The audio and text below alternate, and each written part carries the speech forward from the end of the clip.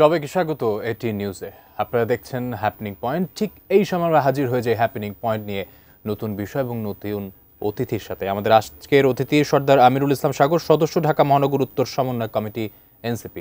আপনাকে স্বাগত জানাচ্ছি। ধন্যবাদ, আপনাকে স্বাগত আমাকে আমন্ত্রণ জানার জন্য। আর কি দর্শক, যেমনটি বলছিলাম, নতুন একটি বিষয় এবং নতুন অতিথি আমাদের সাথে যুক্ত থাকেন। আমাদের আজকের বিষয় স্বচ্ছ নির্বাচন, সম্ভাবনা, বাস্তবতা। দর্শক, রাজনৈতিক অঙ্গনে সবচেয়ে গুরুত্বপূর্ণ এখন বিষয় হচ্ছে নির্বাচন সামনে। এই নির্বাচনকে ঘিরে নানা কর্মকাণ্ড চলছে, কথা লড়াই চলছে, রাজনৈতিকভাবে সুষ্ঠু একটি পরিবেশ দেখা যাচ্ছে, আছে তর্ক বিতর্কও চলছে। আসলে সামনে নির্বাচন কতটা গ্রহণযোগ্য? কেউ চাচ্ছে নির্বাচন পিছিয়ে যাক, একটি সংস্কারের পর তারপর নির্বাচন হোক। কেউ চাচ্ছে যে আগে নির্বাচিত সরকার এসে দেশের যেই অবকাঠামোগত পরিবর্তন সেটি করবে। এই পর্যায়ে বর্তমান পরিস্থিতি কি এবং সামনে নির্বাচন হবে এবং সেটি কোন দিকে প্রভাবিত হবে সে বিষয় নিয়ে আজকে আমরা আলোচনা করব আমাদের আগত অতিথির সাথে। আপনার কাছে যাব, সার্বিক বিষয় নিয়ে আলোচনা করব, কিন্তু একটি বিষয় আপনার কাছে জানতে চাচ্ছি। অন্তর্বর্তী সরকার প্রধান উপদেষ্টার সফর সঙ্গী হয়েছিলেন অনেকেই, তার মধ্যে একজন সদস্য সচিব এনসিপির আক্তার হোসেন, তার উপরে ডিম নিক্ষেপ। এই বিষয়টি নিয়ে আপনাদের দলগতভাবেও একটি বিবৃতি এসেছে। এই যে বিষয়টি, এটি আপনারা আসলে আমি আপনার কাছ থেকে জানতে চাচ্ছি কিভাবে দেখছেন, এবং এই যে ফ্যাসিস্টের দোসররা এখনও যে তারা চালিয়ে যাচ্ছে তাদের কর্মকাণ্ড, সেটা দেশের হোক বা দেশের বাইরে হোক, সার্বিকভাবে কি বলবেন আপনি? ধন্যবাদ। আজকে আমাদের হ্যাপেনিং পয়েন্ট, কিন্তু আসলে আমাদের বক্তব্য শুরু হইলো বা আমাদের কনভারসেশন শুরু হলো একটা আনহ্যাপি একটা মোমেন্টকে নিয়ে আর কি। তো এটা আসলে ঠিক আওয়ামী লীগ বা যাদের মূল একটা ক্যারেক্টার হলো ফ্যাসিস্ট, সে যখনই সময় পায় সে ফ্যাসিস্ট হয়ে ওঠে আর কি। সেটা 72 থেকে 75 বলেন, কিংবা 2009 সাল থেকে 25 সাল পর্যন্ত আমরা দেখি, 24 সাল পর্যন্ত আমরা দেখে আসছি আর কি। তো আওয়ামী লীগের নানান পর্যায়ের নেতাকর্মীরা সেটারই একটা ধারাবাহিকতা রাখছে, যেটা বাংলাদেশের গণ্ডি পেরিয়ে তারা নিউ ইয়র্কেও একই কাজ করলেন। কিছুদিন আগে জানেন যে আমাদের আরেকজন ছাত্র প্রতিনিধি, মানে উপদেষ্টা পরিষদে যে ছিলেন মাহফুজ, তাকেও হেনস্থা করা হয়েছিলেন লন্ডনে ইয়েতে। তো এই যে একটা ফ্যাসিবাদী কায়দায় বারবার তাদের উপর আক্রমণ করা, এটা আসলে আওয়ামী লীগেরই একটা নগ্ন বহির্প্রকাশ আর কি। এবং এটা খুব মানে হতাশাজনক আমাদের এজ এ বাঙালি জাতির জন্য আর কি। কারণ আমাদের পার্শ্ববর্তী দেশ ভারতের দেখবেন যে প্রচুর সংখ্যক ডায়াসপোরা ইউএসএ, ইউকে, নানান দেশে থাকে আর কি। তো সেই সমস্ত দেশে যেয়ে তারা নিজেদেরকে ব্যাপকভাবে পরিবর্তন করতে সক্ষম হয়েছে আর কি। ইউএসএকে তারা মানে মার্কিনরা বলে ইউ স্টার্ট এগেইন, অর্থাৎ তুমি যেখানে থাকো, যেভাবে থাকো, ইউএসএতে একবার আসলে তুমি আবার নতুন করে নিজেকে গড়ে তুলতে পারবে আর কি। একদম ইউ স্টার্ট এগেইন। তো এটার সুযোগ আমরা দেখছি যে ভারত, ইভেন পাকিস্তানের এরা প্রচুর নেয়, যে কারণে ভারতে প্রচুর লোকজন দেখবেন যে আমেরিকান যে জায়ান্ট টেকনোলজি আছে সেখানকার সিইও বড় বড় পদে আছেন, ইউকের প্রেসিডেন্ট ছিলেন, ইভেন ভারতের ওই পাকিস্তানেরও বংশোদ্ভূত নাগরিক, সে ইউকের মেয়র পর্যন্ত হয়েছেন। কিন্তু আমাদের বাংলাদেশিদের কি অবস্থা? এই ডিম ছড়াছড়ির মধ্যে আসলে আমরা এখন আটকে আছি আর কি। 3 প্রজন্ম 4 প্রজন্ম এরকম অসংখ্য পাওয়া যাবে বাংলাদেশি ইউএসএতে, কিন্তু সেই অর্থে আমাদের কোনো অগ্রগতি নাই, অ্যাচিভমেন্ট খুব কম। এখনও হয়তো তারা ট্যাক্সি চালায়, এখনও, আমি বলছি না ট্যাক্সি চালানো খারাপ কিছু, কিন্তু ট্যাক্সি তো আপনি দেশেও চালাতে পারতেন। আপনি তো ওই স্টার্ট এগেইন করার জন্যই তো আপনি ইউএসএ গিয়েছেন বা আপনার পূর্বপুরুষ গিয়েছে। কিন্তু এটা আমাদের আসলে জাতিগতভাবে একটা হতাশার জায়গা আর কি, যে আমরা এই বাংলাদেশের যে ক্লেদ ছড়াছড়ি রাজনীতির যে মারপ্যাচ কুটিল, এর বাইরে আসলে তারা উঠতে পারে নাই। এটা খুবই হতাশাজনক। আমি সমস্ত বাংলাদেশি ডায়াসপোরা বা বাঙালিদেরকে আহ্বান করব যে আপনারা এই বাংলাদেশের এই যে পঙ্কিল রাজনীতি আমরা গত 54 বছরই বলি, বা পাকিস্তান পিরিয়ডে ধরা যেতে পারে, এখান থেকে আপনি একটা উদ্যোগ ওঠেন। বাংলাদেশ, এই যে আপনারা যে ডিম শুনলেন, এতে করে আমাদের আক্তার বা তাসনিম যারা, তারা হয়তো একটা শারীরিকভাবে নিগৃহীত হইল, কিন্তু সেটা তো খুব বেশি কিছু না। সারা বিশ্বের কাছে কি একটা বার্তা গেল, যে যেখানে জাতিসংঘের সাধারণ পরিষদের নির্বাচনেও, অধিবেশনেও বাংলাদেশিদের মধ্যে এই পরিমাণের বিভেদ, যেটা আসলে আমাদেরকে জাতিগতভাবে আরও নিচের দিকে নামায় দেয় আর কি। আপনি ওই যে ছেলেটাকে আমরা দেখলাম বাড়ি বোধহয় সিলেট জকিগঞ্জ থেকে শিখেছে, সেও বোধহয় আমাদের মতন একটা মধ্যবিত্ত লোক আর কি। তো তারই বা কতটুকু লাভ হইলো, তাসনিম জারির বা কতটুকু ক্ষতি হইলো, তার চাইতে যে আমরা সারা বিশ্বের কাছে যে আমাদের একটা জাতিগতভাবে যে আমরা বার্তা গেল, এটা তো খুবই মানে সারা বিশ্বের কাছে আমাদের মুখ হয়ে আসে আর কি। আসলে রাজনৈতিকভাবে আমাদের দেশের এই একটি বিষয় আসলে গুরুত্বের সাথে দেখা উচিত। আমার আপনার মতের বিরোধ থাকতে পারে, এর জন্য শারীরিকভাবে হেনস্থা বা আপনি অন্য মতের হবেন থেকে আপনাকে নিগৃহীত করা, এই পরিবর্তনটা আসলেই প্রয়োজন। হ্যাঁ, খুবই প্রয়োজন। ধরেন এখন আমরা ইউটিউব বা ফেসবুকের কল্যাণে দেখি যে বিভিন্ন ফেসিবাদের যারা মন্ত্রী এমপি ছিলেন তারা তো দেশ বিদেশে ভালোই আছেন, কিন্তু আমারই যারা ভাই ব্রাদার বন্ধু বান্ধব যাদের সাথে একসাথে ভার্সিটিতে পড়েছি, আশেপাশে দেখেছি যারা দেশ ছেড়ে যাইতে পারে নাই, যারা ইউরোপ আমেরিকায় বাড়ি গাড়ি করতে পারে নাই, তারা তো খুবই খারাপ অবস্থায় আছে। কিন্তু এই অবস্থায়ও তাদের এখন হুঁশ ফেরে না আর কি। তারা এখনও ফেসিবাদের মানে জয়গান গায়, এখনও সেই মানে কর্মসূচি দেয়, সেই কর্মসূচি বাস্তবায়ন করার জন্য তারা মাঠে নেমে পড়ে। কিন্তু তাদের এই বোধটা হয় না যে তাদের যে নেতাকর্মী, তাদের যে নেতারা পলায় চলে গেছে, তারা খুব সুখে শান্তিতে আছে, সে তো নাই। তো সুতরাং আমাদের এখন জুলাই পরবর্তী সময়ে আমরা যারা বিপ্লব অংশ নিয়েছিলাম, আমাদের সকল কাছে একটা উদ্যত আহ্বান আছে যে সরাসরি যদি আপনি গণহত্যাকারী না হন বা সরাসরি যদি আপনি লুটপাট পাচার, মানে এগুলো কিন্তু গণহত্যার সাথে কিন্তু ওগুলো একটার সাথে ইন্টার রিলেটেড আর কি। দেখবেন গণহত্যার সাথে তারাই যুক্ত ছিল যাদের অগাধ কালো টাকা ছিল, তারাই আবার দেশ বিদেশে টাকা পাচার করছে, একটার সাথে ইন্টার রিলেটেড আর কি। এই মফস্বলে যে একসময় আওয়ামী লীগ করতেন না, জমি বেচে রাজনীতি করতেন, সে কিন্তু এদিকে নাই। আচ্ছা, তো ফলে আমি তাদের উদ্দেশ্যে বলবো আর কি যে আপনারা যে নতুন একটা সময় শুরু হয়েছে জুলাই পরবর্তী সময়, এর সাথে আপনারাও যুক্ত হন, সুস্থ সুন্দর রাজনীতি আসুক আর কি। আপনি এটি বলছিলেন যে আসলে নতুন বাংলাদেশ আমরা পেয়েছি, আসলে নতুনভাবে ঘুরে দাঁড়ানোর ব্যাপারটি। জি, মানে এক একটা বিপ্লব আসলে একটা নতুন নতুন সম্ভাবনা। একদম একদম। ধরেন আপনি এটা যদি 69-এর যখন বিপ্লব হইলো তৎকালীন পাকিস্তানে, তখন একটা নতুন সম্ভাবনার বাংলাদেশ তৈরি হয়েছে। 90-তে যখন এরশাদ বিরোধী আন্দোলন, যেটাকে গণঅভ্যুত্থান বলা হয়, তারপর একটা নতুন বাংলাদেশ আসছে। হ্যাঁ, একটা সুন্দর গণতান্ত্রিক বাংলাদেশ আমরা মোটামুটি বেশ কিছুদিন দেখেছি আর কি। তো সেটাও আবার নানান কারণে কলাপস করার ফলে আবার এই জুলাই বিপ্লব, তো বিপ্লব আসলে নতুন একটা সম্ভাবনা আর কি। আমরা পৃথিবীর অনেক জায়গায় দেখছি যে বিপ্লবের পরে একটা দেশ ফ্রান্স হতে পারে, আবার একটা দেশ আফগানিস্তান হয়ে যেতে পারে। একদম। তো বোধ দুইটাই ঘটতে পারে আর কি। সুতরাং আমাদের যাত্রা শুরু করা উচিত। সেই জায়গা থেকে আমি একটু প্রশ্ন রাখতে চাই, আসলে এই যে যাত্রা, নতুন একটি যাত্রা, এই যাত্রায় বর্তমান বাংলাদেশ কেমন আছে এবং আপনারা যে স্বপ্নের বাংলাদেশ দেখছিলেন তা আসলে কতটুকু বাস্তবায়ন হয়েছে বা হওয়ার ক্ষেত্রে অন্তরায়গুলো কি? ওই যে যেটা বলেন বিপ্লব কিন্তু আসলে কোনো কিছু শেষ না, বিপ্লব আসলে সূচনা মাত্র। বিপ্লবের পরে অনেক ভাঙ্গা করা হয় পুরনো যে জরাজীর্ণ আচার আচরণ, রাজনৈতিক ব্যবস্থা, এসবগুলোকে ভাঙে আর কি। ভেঙে তারপর সেখানে আবার নতুন করে গড়তে হয় আর কি। তো দেখা যায় যে অনেক সময় ভাঙে কিন্তু সেটা নতুন করে গড়ে ওঠে না। আমরা পৃথিবীতে অনেক দেশে এরকম দেখেছি আর কি। হ্যাঁ, ধরেন রবার্ট মুগাবে জিম্বাবুয়ের, তো সে বিপ্লব করে সে দেশটাকে একটা ভালো জায়গায় নিয়ে আসলো, কিন্তু পরে কি উনি আর গড়তে পারলেন না। তো ফলে কিছু জিম্বাবুয়ে মানে পৃথিবীর ব্যর্থ রাষ্ট্রের কাতারে প্রায় চলে গেছে আর কি। তো অন দ্য আদার হ্যান্ড আবার যদি যে ফ্রান্সের কথা বললাম, এটা উপনিবেশিক শক্তি, সেই হিসাবে তাকে সমর্থন করার কিছু নাই, কিন্তু ফ্রেঞ্চ রেভলিউশনের মধ্য দিয়ে সে যে গণতান্ত্রিক যেটা আবহ সারা পৃথিবী ছড়াই দিছে, এটা কিন্তু খুব, তো আমাদের ব্যাপারটা অনেকটা তাই আর কি, যে একটা বিপ্লব ঘটেছে মাত্র 1 বছর আগে আর কি। তো এখনই বিপ্লবের সুফল আমরা পাবো, ব্যাপারটা বোধহয় এরকম না, আমাদের আরো লম্বা জার্নি আছে, অনেক ভাঙ্গা গোড়া আছে আর কি। হ্যাঁ, তো এই জন্য আমরা আশাবাদী যে আমরা এই ভাঙ্গা গোড়ার ভিতর দিয়ে আমরা নতুন সুন্দর ভালো কিছু করবো আর কি। আপনার কাছে এই বিষয়গুলো আরো আলোচনা করবো, একটি বিরতি নিয়ে আসি। দর্শক, আপনারা দেখছেন Kazi and Kazi tea presents happening point. সময় হলো একটি বিরতির, সাথেই থাকুন।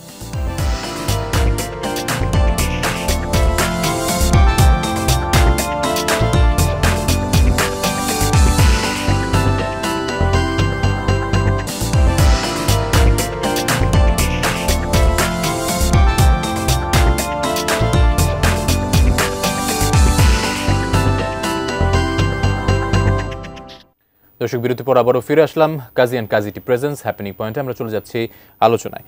আপনার কাছে ফিরে আসছি। প্রধান উপদেষ্টা বলেছেন অস্ট্রেলিয়ার প্রধানমন্ত্রীকে ইতিহাসের সবচেয়ে স্বচ্ছ বিশ্বাসযোগ্য নির্বাচন হবে এবার বাংলাদেশে। এই প্রতিশ্রুতি আসলে বাস্তবায়নে সবচেয়ে বড় চ্যালেঞ্জ কি দেখছেন? সবচেয়ে বড় চ্যালেঞ্জ যদি আমরা দুইটা দেখি, তাহলে একটা হলো যে মাঠের স্ট্রাইকিং ফোর্স আমরা যাদেরকে বলি, নর্মালি পুলিশ বা আইন শৃঙ্খলা বাহিনী, এটা একটা। আর তার চেয়ে বড় সমস্যা হলো ইসি, নির্বাচন কমিশন আর কি। দেখেন ইসি বিষয়টা এরকম যে আমাদের যে বর্তমান ইসি আছে, কিন্তু আসছেন 5 আগস্টের পরে। 2020 সালে ঢাকা সিটি কর্পোরেশন সাউথ, এখানে একটা নির্বাচন হয়েছিল, সেখানে নির্বাচনে পার্টিসিপেট করেছিলেন তাপস এবং ইশরাক সাহেব, দুইজন। তো সেই ভোটাভুটি একটা রেজাল্ট হইলেন, ইশরাক সাহেব সে ভোট মানলেন না, উনি একটা ছোট একটা মামলা করে রাখছিলেন যে আবার মানে পুনর্ভোট নেওয়া হোক আর কি, একটা ছোট একটা ডিসপিউট দিয়ে রাখছিলেন, তো সেটা চলছে। 5 আগস্টের পরে উনি আবার সেই ডিসপিউটটাকে মামলার আর্জি চেঞ্জ করে উনি এই যে মেয়র হওয়ার একটা আর্জি করলেন। তো এই ছোট্ট একটা মানে বাধা বা ছোট্ট একটা প্যাচ যেটা ইশরাক সাহেব দিলেন, আমাদের নির্বাচন কমিশন এই প্যাচই ভাঙতে পারলেন না। যেটা কি করবে, তাকে কি বসাবে কি বসাবে না, এটা নিয়ে ধরেন মানে হাইকোর্ট পর্যন্ত দৌড়েছে। হাইকোর্ট নির্বাচন কমিশনকে অথর্ব বলে, অযোগ্য অথর্ব বলে ঘোষণা করছেন, এবং ইশরাক সাহেবও প্রায় 45-47 দিনের মতো নগর ভবন অচল করে রাখছে, মানে কি একটা যাচ্ছে তাই অবস্থা। তো একই সাথে নির্বাচন কমিশন এবং পুলিশ প্রশাসন দুইটাই ফেল করছে আর কি। তো আমাদের সাউথ সিটিতে ভোটার আছে মাত্র 24 লাখ, সারা বাংলাদেশে ভোটার আছে 12 কোটি। তো যে নির্বাচন কমিশন সে ভোটও করে নাই, সে জাস্ট শুধু একটা ভোটের একটা ইস্যু তৈরি হয়েছে, তারই সলভ দিতে পারে নাই। তো সেই নির্বাচন কমিশনের আন্ডারে কীভাবে বাংলাদেশে 12 কোটি ভোটারের ভোট হবে? এটা কোনোভাবে কি বিশ্বাসযোগ্য? এটা কোনোভাবে বিশ্বাসযোগ্য হতে পারে না। অর্থাৎ নির্বাচন কমিশন খুবই মানে তার অবস্থা খুবই ভঙ্গুর। এই নির্বাচন কমিশনের আন্ডারে 12 কোটি ভোটারের একটা জাতীয় নির্বাচন হতে পারে, এটা আমি কোনোভাবে বিশ্বাস করি না, যদি আমি ভোটের পক্ষের মানুষ। নাম্বার 2 হচ্ছে যে আইন শৃঙ্খলা বাহিনী। আমাদের জুলাই বিপ্লবের মধ্য দিয়ে আসলে আইন শৃঙ্খলা বাহিনী, বিশেষ করে পুলিশ, এদের যে নৈতিক মানদণ্ড এমনভাবে ভেঙে পড়ছে যে তারা ঢাকা শহরের যে সবচেয়ে প্রান্তিক যে শ্রমজীবী মানুষ, রিক্সাওয়ালার ধমকও তারা মনে করেন যে কেঁপে ওঠে আর কি। আচ্ছা, মানে মহাসড়কে দেখবেন যে রিক্সাওয়ালারা অটো নিয়ে মানে মেশিন রিক্সা নিয়ে চলছে আর কি। তো একজন পুলিশ তার একটা এসআই, তার বাধা দেওয়ার সক্ষমতা নেই, কারণ জুলাই বিপ্লবের ভিতর দিয়ে একজন রিক্সাওয়ালা শ্রমজীবী মানুষ এম্পাওয়ার্ড হয়েছে, আর সে তার মোরাল গ্রাউন্ড হারাইছে, এটা এখন আসে নাই। তো ফলে এই মোরাল গ্রাউন্ড হারানো পুলিশ বাহিনী নিয়ে আপনি যদি ইলেকশনে যান, তারা কোনোভাবেই দলীয় নেতাকর্মী, মানে বিভিন্ন বড় বড় দলের যে নেতাকর্মী আছে তাদের চাপ সামলাতে পারবেন আর কি। তো ফলে একটা বড় রকমের মানে হ্যাফাজার্ড ঘটনা ঘটবেই। তো ফলে এই দুটো জিনিস পুলিশ এবং নির্বাচন কমিশন এইভাবে রেখে আপনি নির্বাচনে গেলে দেশে একটা বড় ধরনের আশঙ্কা করবে। এখানে প্রসঙ্গত একটা জিনিস বলা যেতে পারে যে আমাদের সর্বশেষ ডাকসু এবং জাকসুর কথা বলা যেতে পারে। দেখেন জাকসুতে মাত্র 11,000 ভোট, এবং সেখানে যারা মানে উপাচার্য যে স্যার বা অন্যান্য পজিশনে যারা ছিলেন তারা সুপরিচিত, দীর্ঘদিন ধরে রাজশাহী এই জাহাঙ্গীরনগর বিশ্ববিদ্যালয়ে শিক্ষকতা করছেন, খুব প্রভাবশালী মানুষও বটে আর কি। তো সেই তাদের নির্বাচন কমিশনের আন্ডারেই জাকসুর 11,000 ভোট গুনতে সময় লাগছে 3.5 দিন। তো 11,000 ভোট গুনতে যদি মানে সেখানে কিন্তু সবাই খুব একটা আত্মিক সম্পর্ক, জাহাঙ্গীরনগরের প্রতিটা স্টুডেন্ট পারস্পরিক খেয়ে রিসিপ্রোকাল সম্পর্ক, তাদের সংখ্যা ছোট হওয়ার কারণে এবং একটু দূরে হওয়ার কারণে শিক্ষকদের সম্পর্ক অমায়িক। তো সেটাও মনে করেন যে সেখানে আমাদের এক ম্যাম, যিনি খুব সাহসী মানুষ, ফ্যাসিবাদের আমলে যিনি তার অফিস থেকে ফ্যাসিস্টের আইকন ছবি নামায় ফেলছিলেন, তিনিও প্রায় এক ধরনের কান্না পদত্যাগ করতে বাধ্য হন। মানে অনেক ঘটনা ঘটে যায় আর কি। তো ফলে দেশে আসলে নির্বাচন কমিশন, নির্বাচন ব্যবস্থা এখনো পোক্ত হয় নাই। মানে ছোট একটি নির্বাচন করতে গিয়ে আসলে যেই আমরা যা দেখেছি তা আসলে এই বড় একটি জাতীয় নির্বাচনের ক্ষেত্রে আসলে ভোটারকে বলা যায় প্রশ্ন। আমি আপনার কথা বুঝতে পেরেছি। সেই জায়গা থেকে আসলে নির্বাচন কমিশন এবং প্রশাসন সব দলের আস্থা যদি ফিরিয়ে আনতে হয়, সেক্ষেত্রে কিভাবে বা সাজিয়ে গুছিয়ে সব দলের আস্থা আসলে নির্বাচন কমিশনের উপরে আসা যায় বা আসবে বলে মনে করছেন? এটা একটা লম্বা সময়ের কাজ, কিন্তু কঠিন কাজ না আর কি। আচ্ছা, ধরেন নির্বাচন কমিশনে যারা বসছে, আমাদের এনসিপি আমরা তাদের উপর আস্থা রাখি না, এবং আমি মোটামুটি নিশ্চিত যে এই যে বিগত আমি যা বললাম এই সমস্ত দেখার পরে দেশবাসীও সম্ভবত আস্থা রাখে না। অন্য দেশবাসীর যে প্রতিনিধি, অন্যান্য রাজনৈতিক দলগুলোর আস্থার সংকট আছে। তো আমাদের মনে হয় যে সকল দল মত বসে একসাথে বসে আমরা যেটা স্বাধীন স্বতন্ত্র কমিশনের মধ্য দিয়ে নির্বাচন কমিশন তৈরি করা, মানে সাংবিধানিক যে পদ আছে যে 8টা, এই 8টা পোস্ট তো এক সময় প্রধানমন্ত্রীর মানে চিরকুটে রাষ্ট্রপতি দিয়ে দিতেন আর কি। যেটা আসলে আমাদের দেশের এই যে এত বড় সমস্যা, এই সমস্যাটা অন্যতম বড় কারণ হলো কি এই সাংবিধানিক 8টা পোস্ট আর কি।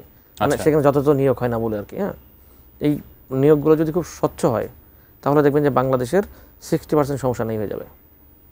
তো ফলে এই একটা স্বাধীন স্বতন্ত্র কমিশনের মধ্য দিয়ে নির্বাচন কমিশন, প্রধান বিচারপতি, তারপর আপনার দুদক, মানে যে যে জায়গাগুলো আছে সেটা যদি বসানো যায় তাহলে আমার মনে হয় যে সমস্যাগুলো সলভ হবে। এবং একই সাথে পুলিশ বাহিনীতেও আসলে আমার মনে হয় যে মানে অনেক প্রচুর পরিমাণে পুলিশ সদস্য আসলে মোরালি তারা খুবই দুর্বল।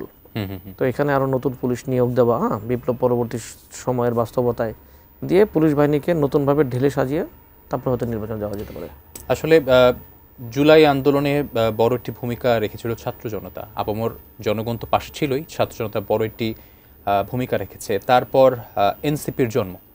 বর্তমান যে এনসিপি, সে এনসিপির ভবিষ্যৎ কর্মপরিকল্পনা কি এবং এনসিপি কি জনগণের আস্থা হারিয়েছে কিনা তাদের কার্যক্রম বা বিভিন্নভাবে হোক, কি বলবেন আপনি?